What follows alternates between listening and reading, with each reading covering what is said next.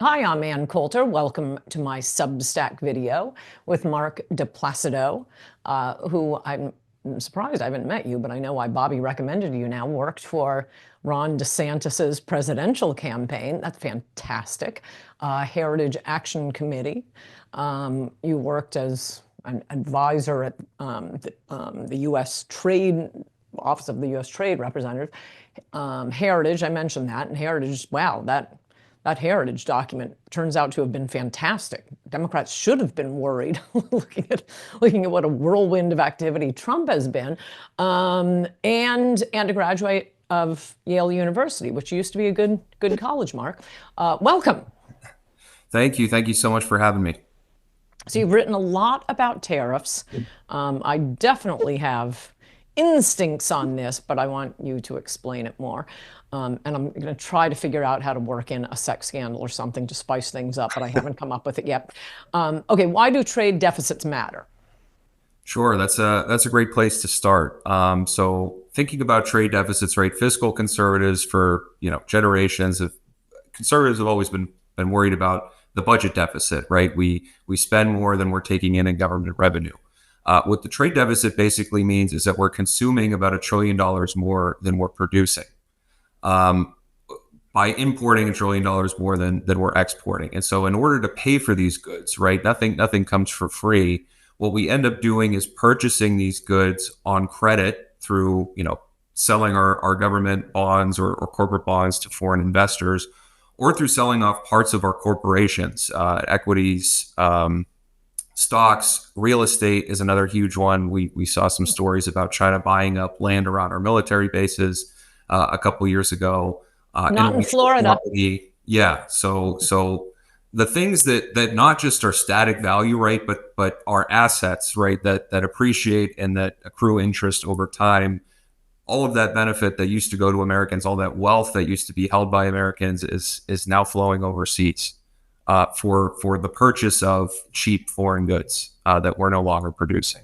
No, and it really pays off in the cheap T-shirts Americans wear. I don't Right. know if you noticed, but during all of these fantastic, like the school board hearings where they're reading the pornography being taught to, Johnny's first blowjob to the kindergartners, I'm all on the parent side, but I kept looking at these videos and thinking, would you people wear a collared shirt? This is an adult meeting. So I would love to cut off all those cheap Chinese T-shirts. Um, One thing that's driven me crazy about whenever I complain about how we don't manufacture anything is the response from many is just to, authoritatively say, oh yeah, manufacturing's never coming back, which, reminds me of, oh, walls don't work. Um, why would manufacturing not come back? Basically, until, I don't know, Bill Clinton, we did manufacture our own stuff. Why is that an impossible fantasy on the part of people who support us making our own stuff? Right. Well, there's a couple points I'd make off of that. First, we saw a number of arguments when all of these free trade deals were being passed in the 90s, basically, that we were only going to lose low value manufacturing, that it was just going to be these T-shirts and sneakers and other low value goods, right? Mm-hmm. Instead, what we saw is we used to have a $40 billion surplus in advanced technology manufacturing. That's now a $300 billion deficit. So we haven't just lost goods manufacturing at the low end of the scale. It's across the board, right? We don't make ships anymore. We don't make semiconductors. We don't make pharmaceutical inputs, drones, like the technologies that are going to define the future. We're basically losing all of them. But I think instinctive in that argument is this sort of like luxury class, right? That you probably point to, that don't have any concept of where anything that they consume on a daily basis comes from, right? They just push a button and assume that it comes out of nowhere. And Mm-hmm. I'd make an argument that our basic needs as human beings don't fundamentally change, right? Like we have this digital world now that's mapped on top of the physical world, but we still need shelter, we still need food, we still need defense. We still need basic goods that get us through the day: automobiles, planes, ships, and simply outsourcing those to, especially in the case of China, like a foreign adversary, is not a sustainable policy to have. Um, Mm-hmm. one more thing I would add is you can't have towns where everybody cuts each other's hair, right? Like Yes. services only go so far. You have to trade physical goods with other places to get revenue coming into your country. And there's a multiplier effect that manufacturing has on services, right? The basic process of getting your haircut hasn't changed in the last 2,000 years, right? How much more, maybe our products have gotten better, but the price doesn't rise from $5 to, 60 if you're NDC because of advances in barbering technologies, right? It rises because the overall value added to our economy in sectors like manufacturing bring up the costs, bring up the earning potential for everybody in the economy. So there's a lot of spillover effects for manufacturing that benefit the wider economy. Oh, that's a really great Even if point. it's a smaller portion of the overall economy. Yeah, that had not occurred to me. That's a great point. Thank you.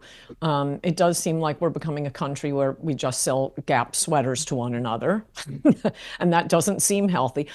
So you were probably, what, in kindergarten, if you were even born, when Ross Perot ran for president. He was totally right, wasn't he? As far as I've encountered his thought, certainly on these issues. Yeah, I was born in '93, so it was probably, yeah, I guess a year after he ran, right?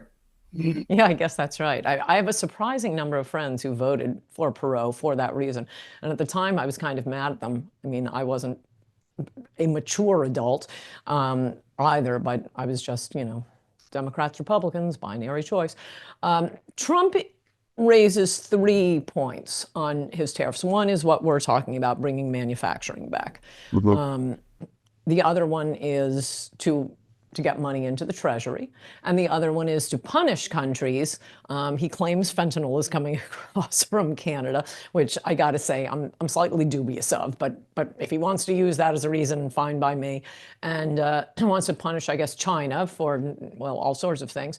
So retaliation, money to the treasury, and having Americans make stuff again. Could you rank those and tell me if they're all true? Sure. I think the way, I guess the three priorities we would have, right, that sort of map over those, I think, would be first just balance in general, because that overall $1 trillion imbalance is what drives this hollowing out of these industries, our ability to make things, and also like a whole band of jobs in that middle income portion for the population that really swung to Reagan and then swung again to Trump, right? Men who want to have a household and to raise a family and be able to support it and have pride and have a stake in their economy and take care of their communities, right? Manufacturing, getting those sets of jobs back in the country is definitely a major priority. Second is, I think, a broader conception of burden, we would say owning, not just sharing.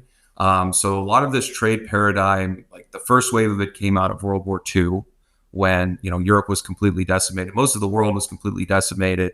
And America was sort of in a great position to help rebuild. And that's why it lowered a lot of its trade barriers and opened up its economy to so much of this trade so that our allies could benefit, and we could also wall off the productive economy from the Soviet Union. Right. Once the Soviet Union fell, though, that sort of realist take on the desirability of free trade became calcified into this like religious view of inviolable low tariffs and completely open markets.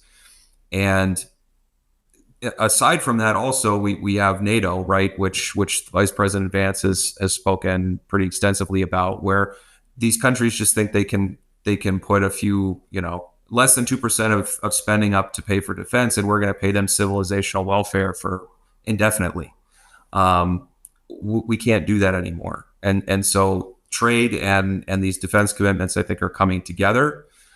I think China is sort of the key third point there, because they are driving a lot of this imbalance, right? It's America basically just opens up our markets both on the good side and on the investment side, and so our laws and our economy come to mirror the distortions that these other countries like China pursue. And when China suppresses its consumption, which it does, and Hmm. it's not just tariffs, right? And this is a key point to understand as well. There's a lot of different economic policies that these surplus countries pursue that drive up that deficit. They manipulate their currency. They do industrial subsidies. They have state-owned enterprises.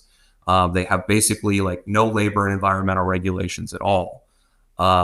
They support their exports. There's a laundry list, right? So when the administration is targeting these, it's looking across the board at the causes that drive that larger deficit. And Hmm.